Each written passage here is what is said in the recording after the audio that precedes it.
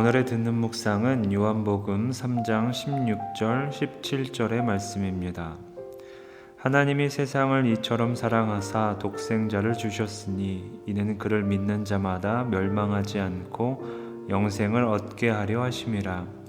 하나님이 그 아들을 세상에 보내신 것은 세상을 심판하려 하심이 아니요 그로 말미암아 세상이 구원을 받게 하려 하심이라. 아멘.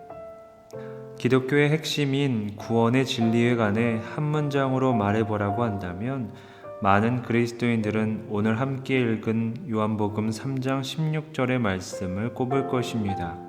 그것은 하나님이 세상을 이처럼 사랑하사 독생자를 주셨으니 이는 그를 믿는 자마다 멸망하지 않고 영생을 얻게 하려 하심이라. 그런데 이러한 예수님의 가르침이 나오게 된 배경은 앞서 3장 1절부터 등장하는 니고데모와의 대화에서부터 시작됩니다. 니고데모가 궁금했던 것은 어떻게 해야 영생을 얻을 수 있을까라는 질문이었습니다. 이에 대해 예수님은 영생의 본질과 선행되어야 할 요건들을 말씀해 주신 다음 오늘 본문의 가르침을 주게 됩니다. 많은 이들이 궁금해하고 갈망하는 하나님 나라에서 사는 영원한 삶은 예수 그리스도로부터 시작되며 하나님께서 예수 그리스도를 이 세상에 보내시게 된 동기 혹은 목적이 바로 사랑에서부터 시작되었음을 말씀해 주십니다. 하나님이 이처럼 세상을 사랑하사. 하나님이 예수님을 보내신 목적은 죄에 빠져 죽게 된 인생들을 구원하시기 위함입니다.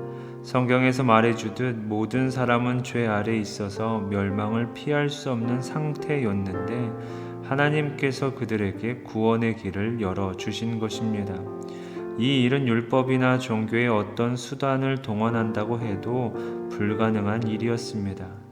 그렇게 절망에 빠진 인류를 구원하며 죄의 속박에서 벗어나게 할 것은 이 땅에 아무것도 없었습니다.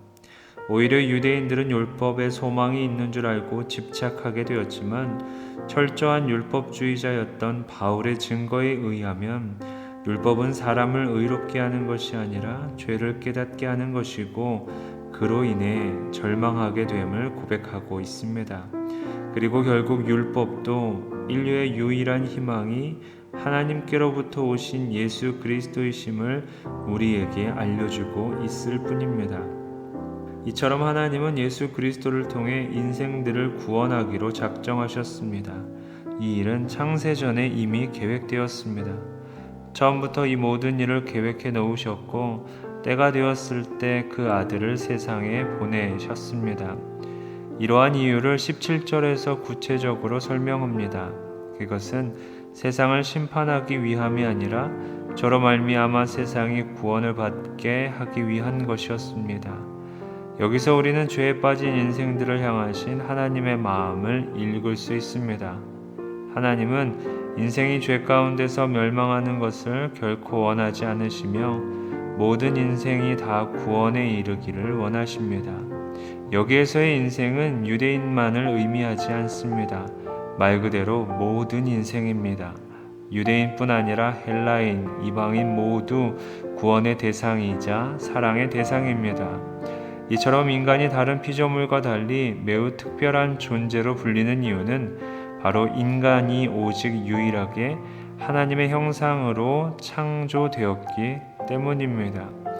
성도 여러분, 우리를 향한 하나님의 놀라운 구원의 계획이 실현될 수 있었던 이유는 하나님이 우리를 당신의 형상대로 만드셨고 그렇게 살기를 바라는 우리를 향한 사랑 때문이었습니다.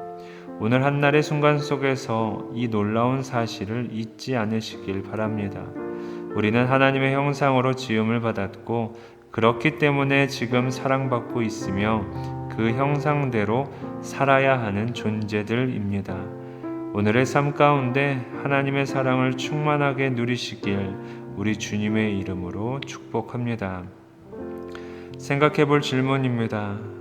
우리가 사랑받아야 할 존재이듯 다른 사람도 사랑받아 마땅한 존재들입니다. 다른 사람을 귀히 여겨야 할 이유가 여기에 있음을 기억하며 잠시 기도하도록 하겠습니다.